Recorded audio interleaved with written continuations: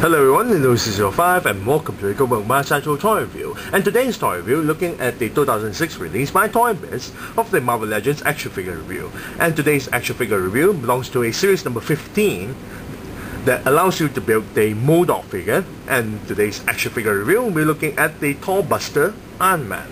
Now I gotten this straight from a local toy shop near my area for 49 ringgit and 90 cents, which is a really affordable price. Now, at the front part of the packaging, you will notice the sticker stated here, superposable, 34 points of articulation. We'll see about that. Here, it includes a diorama, a 32-page comic book, which is here. Now, at the packaging itself, you've got the figure itself, and a removable mask, and the right arm or body part of Modok. Now, at the back of the packaging itself, sorry for the glare, you've got Modok here, Moon Knight, which I already reviewed, Captain Marvel, both versions, which I already reviewed. You got the Wobbs with 3 variations, the Thorbuster Iron Man with another variation called the Destroyer, Spider-Woman with another variation, and Beta Ray Bill. At the top here you got the bio, and here you got the stats for the Thorbuster Iron Man. So, without further ado, let's open up this packaging so we can molest this toy. Be right back.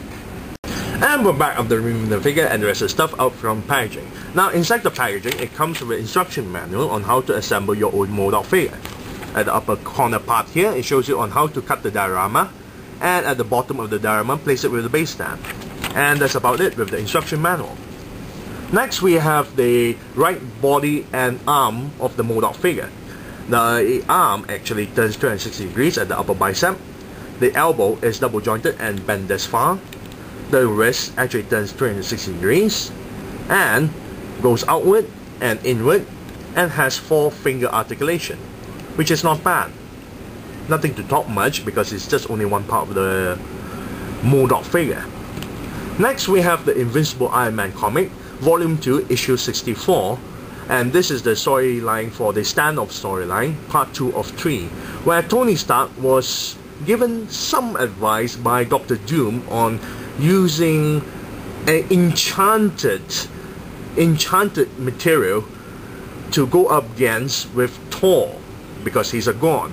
So Tony Stark took the idea, takes this enchanted reactor, a gift from Thor, and turn it as a weapon to fuel his new Thorbuster Iron Man suit. And they both of them duke it out in the country called Slovakia, in the middle of the desert itself, where Iron Man throws his punch. This is at the final page now. Throws his punch towards the incoming hammer attack from Thor, and when both meet up and touched, created this crater in the middle of the desert, which is really nice for a diorama here. Now, speaking of the diorama, the base stand itself is warped, so it doesn't stand properly and kept on falling backwards. So I have to, well, place it leaning to the wall. Now, let's take a look at the figure. Now, the figure's paint job is, well, at first when they took him out of the packaging, he's really sticky, so for some reason. And the paint job is not really well done. First obvious paint job error you will see is the enchanted reactor here. You'll notice this is more faded away compared to the back of the packaging where it's more gold. So it looks more silver, or at least a really dull yellow there. So it's not really nice. Other parts of the gold itself seems okay, but it's really sticky. And some reason this type section here is more like it's faded, a little bit faded or smudged with some grey paint job. And the ankles here, both ankles, doesn't seem like it's painted. Back of the arms itself is also rather sloppy. It's actually smudged up with the grey paint job, or at least it seems that it's chipped off for some reason. Now the red paint job is also not very nice. It doesn't seem very metallic as shown at the back of the packaging there. It's not very metallic, even compared to the Silver Centurion Iron Man suit. So this kind of paint job is really dull. Now the mask itself is not bad. And ironically enough, the face paint job is also not bad, as you can see here. But the tip of the nose itself is actually, well, smudged up with the red paint job. But the face itself is not bad. The eyes is alright. It seems to look upwards more towards looking straight. Well, it looks like Tony Stark, so that's still alright. Now, the figure sculpt.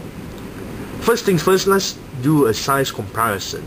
Because the Thorbuster Iron Man suit is supposed to be big, and when I did do a size comparison with another figure, he is actually quite rather tall, as you can see here. Very towering. You can see the size of it. So it's quite impressive with the size of this figure itself. Now the sculpt of the body itself looks exactly just like in the comic, so there's no complaint there. It's very nice sculpt, simplistic. Then again, that's how it was designed in the comics as well, so there's not much to talk about. You got all the lines there on the arms and the legs, and this doohickeys on the thigh, and the four hands there, and you got the six-pack there going on. Not much of muscle tones, but it's still alright. The face sculpt is actually not bad. Among all the other things here, the face sculpt is actually not bad. The eyes, the nose, the mustaches, the lips itself, the hair, it's very nicely done. Although the tip of the nose of the paint job is a bit smudged, but it's still alright. Let's take a look at the articulation.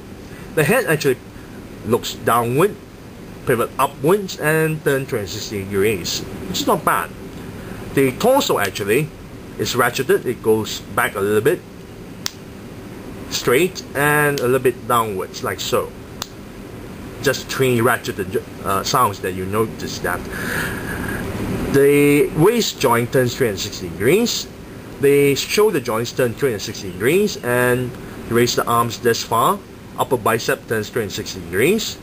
Double jointed elbow, which kind of weak on the lower part of the joint itself. It tends to bend a little bit for some reason.